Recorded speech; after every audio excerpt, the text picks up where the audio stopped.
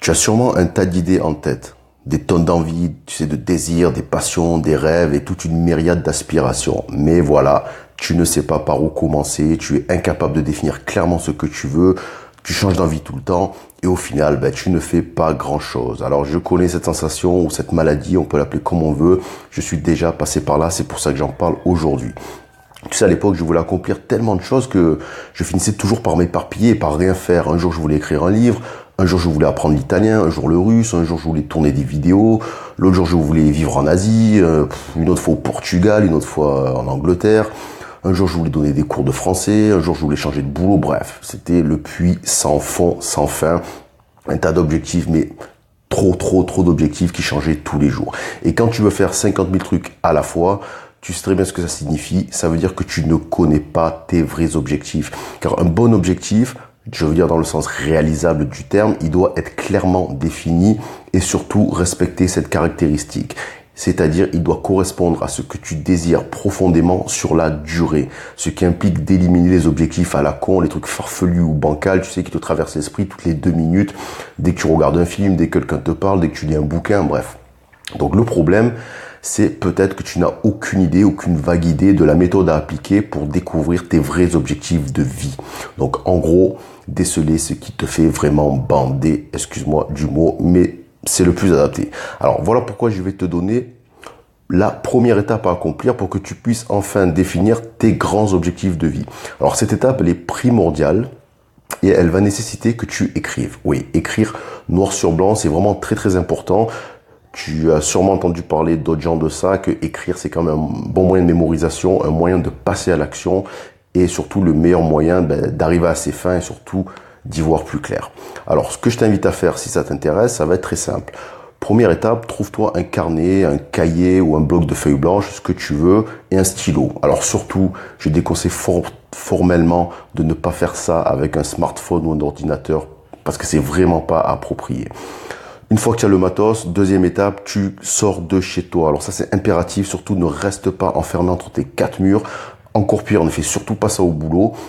Il faut vraiment que ton esprit, ta créativité change de décor, se sente bien, se sente ouvert et en fait vois autre chose, sente autre chose que ta routine quotidienne, que ton décor quotidien. Il te faut quelque chose de nouveau, ou du moins de neutre, et ça facilitera le travail. Alors ce lieu, au choix, ça peut être une terrasse de café si tu as besoin, si tu aimes bien voir les gens, voir de l'activité. Si tu es plutôt du genre de personne qui a besoin de s'isoler, tu peux aller sur un banc public en bord de mer, au bord d'un lac, à la campagne, à la montagne. Bref, c'est toi qui vois en fonction de tes goûts et du lieu où tu habites. Donc une fois que tu t'es posé avec ton stylo, ton calepin, tu as trouvé le bon endroit, tu te sens bien à l'aise, tu vas commencer à écrire. Alors, écrire quoi? Tu vas me dire, ok. Donc, c'est très simple. Tu vas tout simplement écrire tout ce qui te passe par la tête sous forme de liste.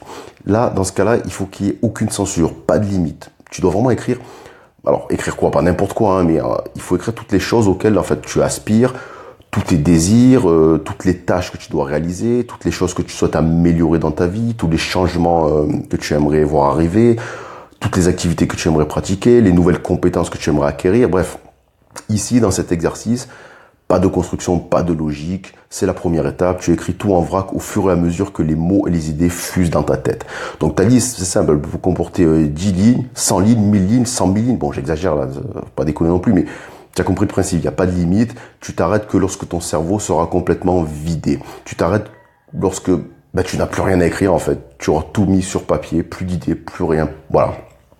Donc pour bien que tu comprennes ce que je veux dire, je vais te juste énumérer alors une mini liste bien sûr de ce qui pourrait être la tienne par exemple ou la mienne. Donc tu verras, ça parle vraiment de tout. Et c'est du vrac. Alors par exemple, je vais noter manger plus de légumes, visiter la Californie, me réconcilier avec, je sais pas, Justine, enfin avec un ami, un parent, appeler plus souvent mes parents ou mes grands-parents, changer d'appart, m'inscrire à la gym, je sais pas moi, acheter un nouvel ordinateur portable, prendre des cours de guitare, parler anglais couramment, perdre 5 kilos, voir tel artiste en concert, passer mon permis moto, arrêter de bouffer au McDo, m'acheter de belles chemises pour me sentir plus beau, quoi, plus séduisant. Je sais pas, prendre plus d'initiatives au boulot, organiser un week-end avec les potes, gagner 5 000 euros par mois, faire le ménage plus souvent, me raser tous les jours. En fait, tu vois, là, il y a tout et n'importe quoi, en fait. L'objectif, c'est vraiment de lister tout ce qui te passe par la tête dans tous les domaines de ta vie, que ce soit la santé, le sport, la vie sociale, le travail, passion, les rêves, le voyage, les compétences et même les tâches du quotidien, tu vois. Ta liste, elle doit comporter en fait aussi bien des gros projets comme, je sais pas, faire un voyage en Californie par exemple, ou trouver un autre boulot, ou créer ton entreprise, mais en même temps, des trucs à la con comme faire la vaisselle après chaque repas ou te raser tous les matins, tu vois. C'est vraiment très très large, quoi. Alors surtout, il faut pas te précipiter. Il te faudra peut-être plusieurs séances d'écriture pour tout poser sur papier, ça dépend. Si tu as déjà songé à tout ce dont tu aspires, ça sera plus facile. Mais si pour toi c'est un peu nouveau, il te faudra peut-être 2, 3, 4 séances. Voilà, on sait pas, il n'y a pas de règles, c'est en fonction de toi, ce qu'il y a dans ta tête. Donc surtout, ne t'enflamme pas, enflamme-toi, mais ne te précipite pas, tu as le temps. Le job sera achevé, comme je viens de te le dire, au moment où tu ne trouveras absolument plus rien à écrire. Donc moi, c'est en commençant en fait de la sorte que j'ai pu définir mes grands objectifs de vie. Et en fait, c'est une méthode que j'ai appliquée et que je développe dans mon livre, donc le pouvoir de l'agenda. Je te mets le lien dans la description. Donc moi, ça m'a pris beaucoup de temps. J'ai galéré pas mal d'années, de mois, pour arriver à clairement définir mes objectifs. Je te parle vraiment de mes vrais objectifs, hein, et pas des pseudo-objectifs qui tiennent une semaine ou un mois. Là, aujourd'hui, je sais clairement ce que je veux. Je sais clairement comment je vais arriver à ce que je veux. J'ai déjà tout mis en place.